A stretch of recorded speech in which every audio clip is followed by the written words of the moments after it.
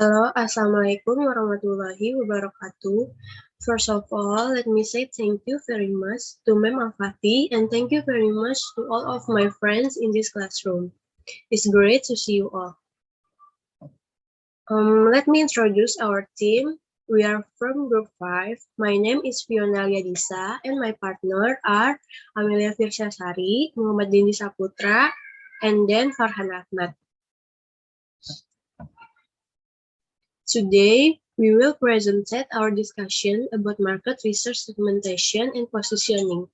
The content of this topic is the reason of international segmentation, international market segmentation approach, basic of national segmentation, international segmentation strategy, and the last one is positioning of local, international, and foreign customer.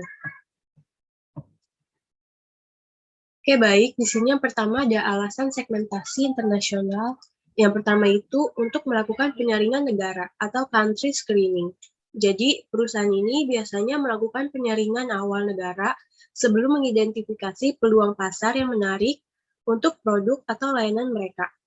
Jadi, untuk penyaringan awalnya ini, analisis pasar mengandalkan beberapa indikator yang informasinya dapat dengan mudah dikumpulkan dari sumber data sekunder.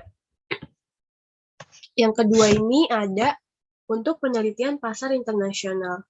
Jadi mengingat banyaknya negara tempat banyak perusahaan beroperasi, maka melakukan riset pasar di masing-masing negara seringkali tidak efisien. Jadi salah satu pendekatannya itu yaitu mulai mengelompokkan pasar prospektif ke dalam kelompok negara yang homogen. Yang ketiga itu ada untuk keputusan masuk ke host country. Jadi ketika suatu produk atau jasa berjalan dengan baik di satu negara, maka perusahaan sering berharap untuk meniru kisah suksesnya mereka di negara-negara lain. Jadi logika strategisnya itu meluncurkan produk di negara-negara yang dalam beberapa hal sangat mirip dengan negara tempat produk tersebut telah diperkenalkan sebelumnya. Yang keempat itu ada untuk penetapan strategi positioning. Jadi keputusan segmentasi juga berperan dalam menetapkan strategi positioning produk perusahaan itu. Jadi setelah perusahaan memilih segmen target itu sebelumnya, jadi manajemen ini perlu mengembangkan strategi positioning untuk merangkul segmen yang telah ia pilih. Jadi perubahan lingkungan atau pergeseran preferensi ini, pergeseran preferensi konsumen ini sering memaksa perusahaan untuk memikirkan kembali apa strategi pemosisiannya itu. Yang kelima itu untuk alokasi sumber daya. Jadi segmentasi pasar juga akan berguna dalam memutuskan bagaimana mengalokasikan sumber daya pemasaran perusahaan yang langka di berbagai negara. Dan yang terakhir itu ada untuk kebijakan bauran pemasaran. Jadi dalam pemasaran domestik, keputusan segmentasi menentukan kebijakan bauran pemasaran perusahaan. Dengan cara yang sama, maka segmentasi negara ini harus memandu keputusan campuran pemasaran global. Terima kasih, selanjutnya akan dilanjutkan oleh Amel. Halo, Assalamualaikum warahmatullahi wabarakatuh. First of all, let me say thank you very much to Ma'am Al-Fatih and thank you very much to all of my friends in this classroom. It's great to see you all. Let me introduce our team. We are from Group 5. My name is Fiona Liadisa and my partner are Amelia Firsyasari, Muhammad Dindi Saputra, and then Farhan Ahmad. Today, we will present our discussion about market research segmentation and positioning. The content of this topic is the reason of international segmentation, international market segmentation approach, basic of national segmentation, international segmentation strategy, and the last one is positioning of local, international, and foreign customer. Oke, baik. Di sini yang pertama ada alasan segmentasi internasional. Yang pertama itu untuk melakukan penyaringan negara atau country screening. Jadi, perusahaan ini biasanya melakukan penyaringan awal negara sebelum mengidentifikasi peluang pasar yang menarik untuk produk atau layanan mereka. Jadi, untuk penyaringan awalnya ini, analisis pasar mengandalkan beberapa indikator yang informasinya dapat dengan mudah dikumpulkan dari sumber data sekunder. Yang kedua ini ada untuk penelitian pasar internasional. Jadi, mengingat banyaknya negara tempat banyak perusahaan beroperasi, maka melakukan riset pasar di masing-masing negara seringkali tidak efisien. Jadi, salah satu pendekatannya itu yaitu mulai mengelompokkan pasar prospektif ke dalam kelompok negara yang homogen. Yang ketiga itu ada untuk keputusan masuk ke host country. Jadi ketika suatu produk atau jasa berjalan dengan baik di satu negara, maka perusahaan sering berharap untuk meniru kisah suksesnya mereka di negara-negara lain. Jadi logika strategisnya itu meluncurkan produk di negara-negara yang dalam beberapa hal sangat mirip dengan negara tempat produk tersebut telah diperkenalkan sebelumnya. Yang keempat itu ada untuk penetapan strategi positioning. Jadi keputusan segmentasi juga berperan dalam menetapkan strategi positioning produk perusahaan itu. Jadi setelah perusahaan memilih segmen target itu sebelumnya, jadi manajemen ini perlu mengembangkan strategi positioning untuk merangkul segmen yang telah ia pilih. Jadi perubahan lingkungan atau pergeseran preferensi ini, pergeseran preferensi konsumen ini sering memaksa perusahaan untuk memikirkan kembali apa strategi pemosisiannya itu. Yang kelima itu untuk alokasi sumber daya. Jadi segmentasi pasar juga akan berguna dalam memutuskan bagaimana mengalokasikan sumber daya pemasaran perusahaan yang langka di berbagai negara. Dan yang terakhir itu ada untuk kebijakan bauran pemasaran. Jadi dalam pemasaran domestik, keputusan segmentasi menentukan kebijakan bauran pemasaran perusahaan. Dengan cara yang sama, maka segmentasi negara ini harus memandu keputusan campuran pemasaran global. Terima kasih, selanjutnya akan dilanjutkan oleh Amel.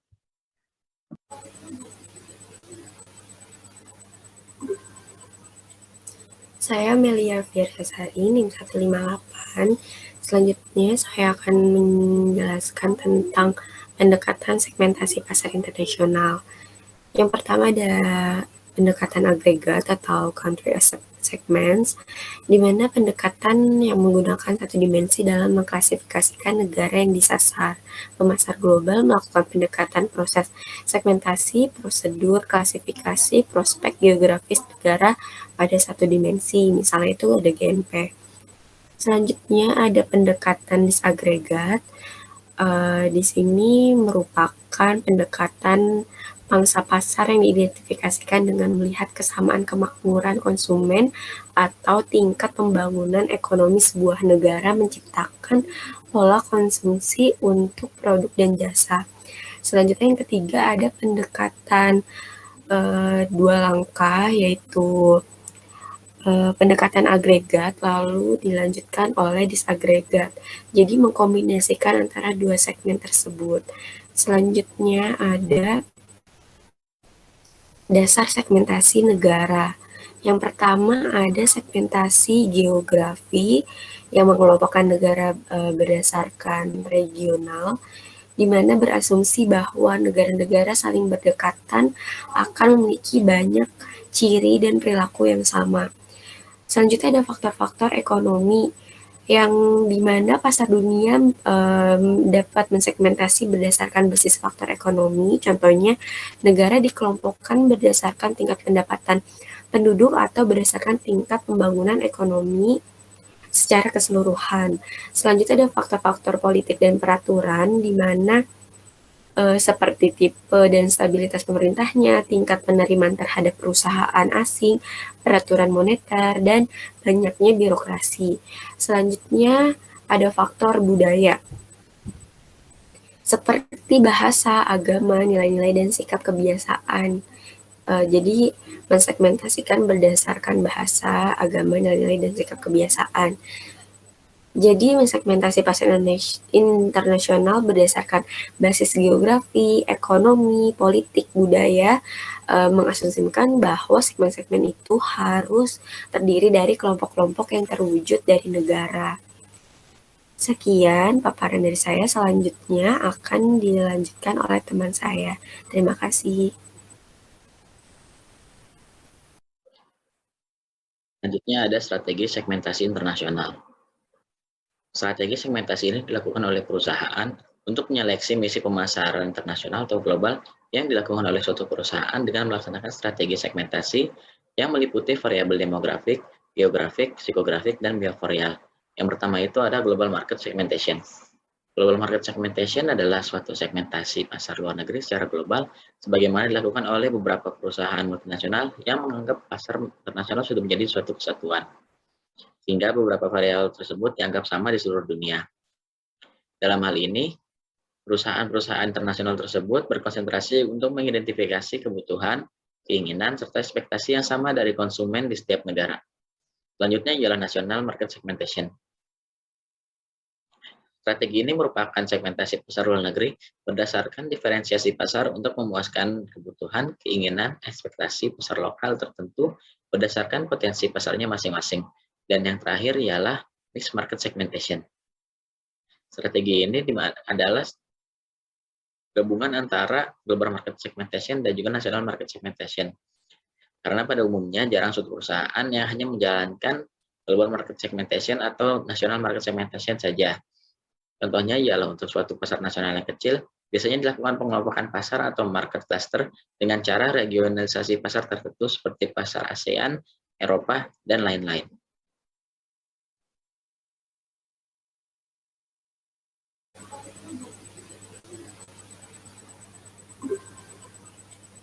Saya Melia Firsasari, NIM 158.